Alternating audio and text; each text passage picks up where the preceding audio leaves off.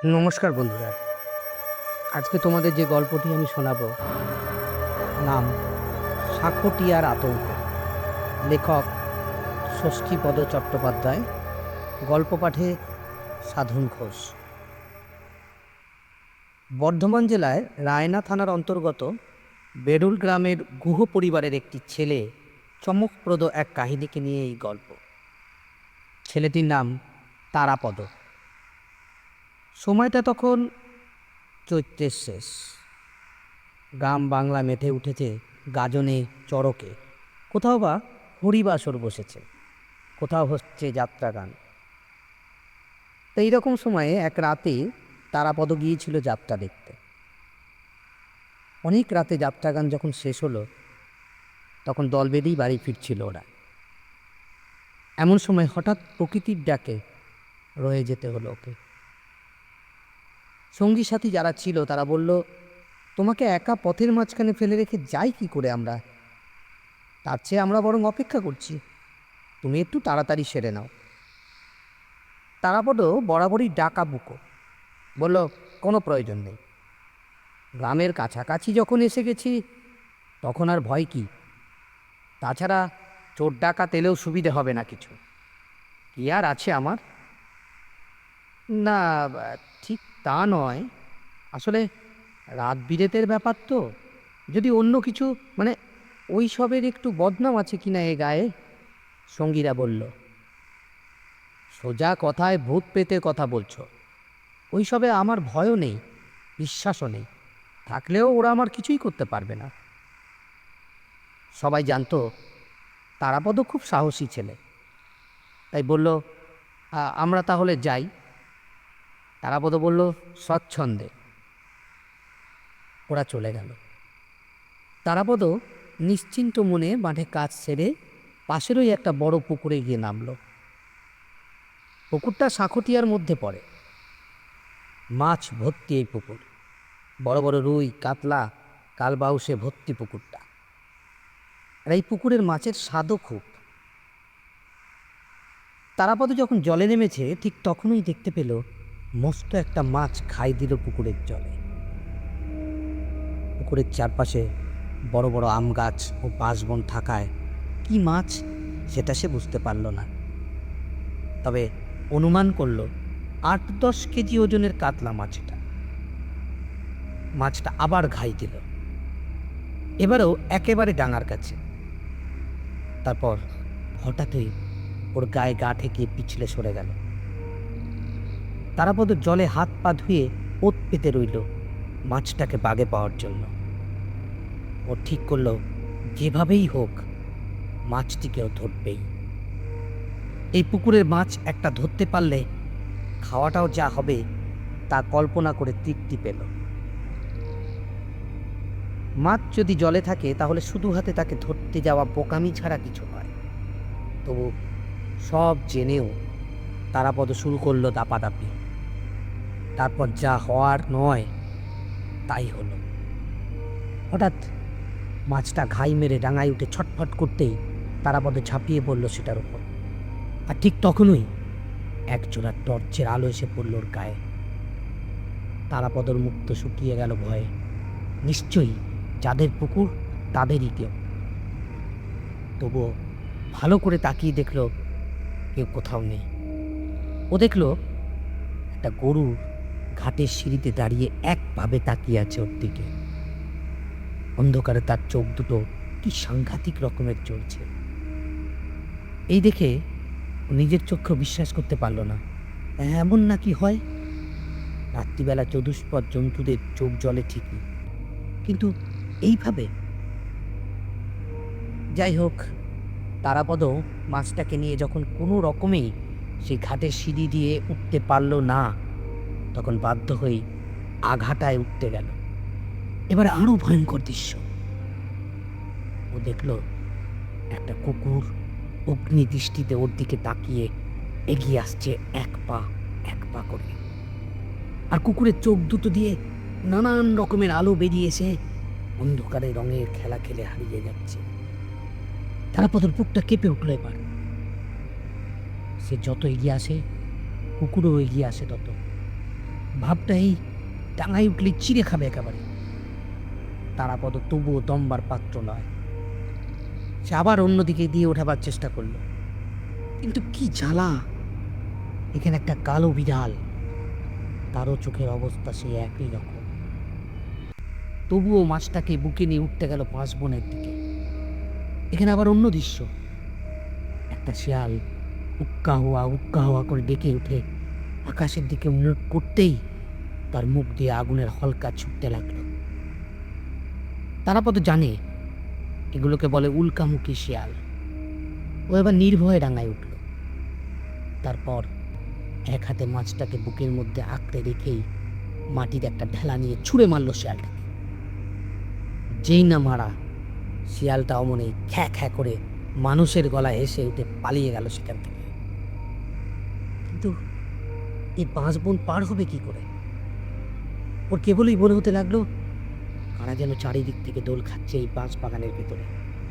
কেউ যেন ওর কানের পাশ দিয়ে শো শো করে বেরিয়ে যাচ্ছে। এবার দারুণ ভয় পেয়ে গেল তারাপদ। ও বুঝতে পারলো যে সে কখনো যা বিশ্বাস করতো না, তা বিশ্বাস না করে আর উপায় নেই। সত্যি সত্যি সে আজ এই মুহূর্তে ভূতের পাল্লায় পড়ে গেছে। যখন মনের অবস্থা ঠিক এই রকম, তখনই তারাপদ দেখতে পেল একজন বয়স্ক মানুষ লণ্ঠন হাতে বাঁশ বাগানের ভেতর থেকে বেরিয়ে আসছেন। কিন্তু এই রাত বিরেতে বাঁশ বনের ভেতরে কেন? ওরও কি ভূতের ভয় নেই, অথবা সাপ খোপের? তারাপদ চেঁচিয়ে ডাকলো তাকে, এই যে শুনছেন? মানুষটি কোনো সারা শব্দ না দিয়েই চলে যেতে লাগলেন। কালা নাকি? শুনতে না পান, তবু একজনের চলমান মানুষ তো। ও দ্রুত পা চালিয়ে ধরে ফেললো তাকে। তারাপদ কাছে গিয়ে বলল, আমি আনগুলোয় গিয়েছিলাম যাত্রা শুনতে, তারপর হঠাৎ প্রকৃতির ডাকে আটকে গিয়ে ভূতের পাল্লায় পড়ে যাই। আমাকে একটু দয়া করে বাঁশবনটা পার করে দেবেন? মানুষটি হ্যাঁ না কিছু না বলে একইভাবে পথ চলতে লাগলেন। চলছেন তো চলছেনই, বাঁশবন আর শেষ হয় না, পথও ফুরোয় না। তারাপদের অবস্থা তখন শোচনীয়। ইতিমধ্যে হঠাৎ সে দেখল তার বুকের যেটা আছে সেটা আসলে মাছের বদলে তার কঙ্কালটা। দেখা মাত্র শিবে উঠল সে। সঙ্গে সঙ্গে কাটাসার মাছটাকে ছুঁড়ে ফেলে দিল মাটিতে। মাছটা তখন আবার পূর্বরূপ ফিরে পেয়ে জীবন্ত হয়ে হঠাৎ ঘাই মেরে শূন্যে লাফিয়ে ছিটকে পড়ল পুকুরের জলে। তারাপদ দেখল এতক্ষণ ধরে এত হেঁটেও সে কিন্তু পুকুর পাড়েই আছে। মাছটা জলে পড়তেই চলমান মানুষটি থমকে দাঁড়িয়ে লণ্ঠনটা আবার তুলে ধরে পুকুরের দিকে তাকিয়ে বললেন, যাহ, বেঁচে গেল ওটা। সে আলোয় খুব কাছ থেকে লোকটির মুখের দিকে তাকিয়েই এবার শোচনীয় হয়ে উঠল তারাপদর অবস্থা। ওর শিরদাঁড়ার উপর দিয়ে যেন একটা ঠান্ডা স্রোত বইতে লাগলো। কাঁপা কাঁপা গলায় তারাপদ বলল, এ কি সিধু জেঠু, আপনি?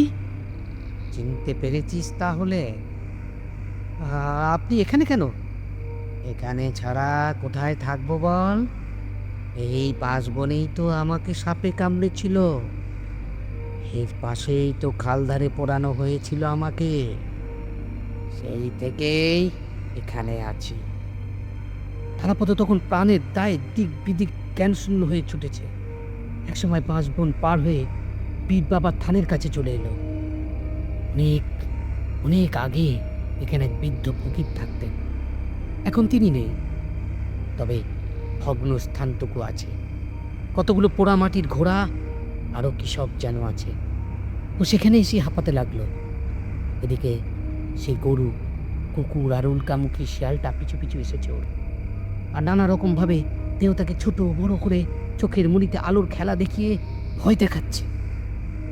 তারাপদ বুঝল এদের হাত থেকে আজ ওর কোনো রকমের পরিত্রাণ নেই। তাই কাতরভাবে সেই পীর বাবার কাছে মাথা কুটে বলতে লাগলো, পীর বাবা গো, পীর বাবা, আমাকে রক্ষা করো। এই পেটের কবল থেকে তুমি না বাঁচালে কেউ আমাকে বাঁচাতে পারবে না। আমার আমার শত অপরাধ ক্ষমা করো, তুমি আমাকে রক্ষা করো। বলার সঙ্গে সঙ্গে দেখা গেল এক অদ্ভুত ব্যাপার। কোথা থেকে যেন এক ঘোর সওয়ার এসে হাজির হলো সেখানে, তার হাতে তীক্ষ্ণ তরবারি। সে সেই বলল, এ ডাকে আমায়, এ তুই? আপনি কে? তুই আগে বল। আগে আমি তারাপদ, গুহদের বাড়ির ছেলে, বেরুল গ্রামে থাকি।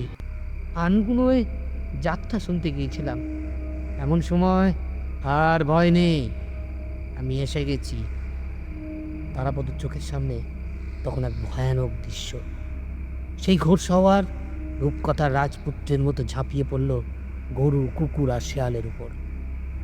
গরুর আকৃতি তখন হাতির মতো বিশাল, কুকুরের চেহারা ঘোড়ার মতো, আর শেয়াল সে কখনো বাড়ে কখনো কমে। সে কি ভয়ানক যুদ্ধ! সেই যুদ্ধে কেউ কাউকেই পরাস্ত করতে পারে না। অবশেষে এক সময় হার মানতে হলো। গরু, কুকুর আর শেয়াল নিপাত গেল তিনজনেই। ঘোড়সওয়ারের আকৃতি তখন অন্যদের চেহারার সঙ্গে সামঞ্জস্য রেখে তাল গাছের মতন। একটু একটু করে দিনের আলো ফুটেছে তখন। রণক্লান্ত ঘোড়সওয়ার এক হাতে কপালের ঘাম মুছে বলল, আর কোনো ভয় নেই তোর, যা, চলে যা। তারাপদ বিগলিত হয়ে বলল, আপনি কে? যা বলছি। সেই কণ্ঠস্বরে তারাপদ ভয়ে ভয়ে তাকালো ঘোড়সওয়ারের দিকে। আর কি আশ্চর্য, ওর চোখের সামনেই ভোরের আবছা আলো অন্ধকারে একটু একটু করে মিলিয়ে গেল ঘোড়সওয়ার। তারাপদও ঘরে ফিরে এলো। তবে সেই থেকে সে আর কখনো রাত দুপুরে একা শাখটিয়া দিয়ে যাওয়া আসার চেষ্টা করেনি। আজ আমার গল্পের এখানেই সমাপ্তি। গল্পটি যদি ভালো লেগে থাকে অবশ্যই লাইক, কমেন্ট অ্যান্ড শেয়ার করবে। এরকম আরও গল্প শুনতে আমার চ্যানেলটিকে অবশ্যই সাবস্ক্রাইব করবে। ধন্যবাদ।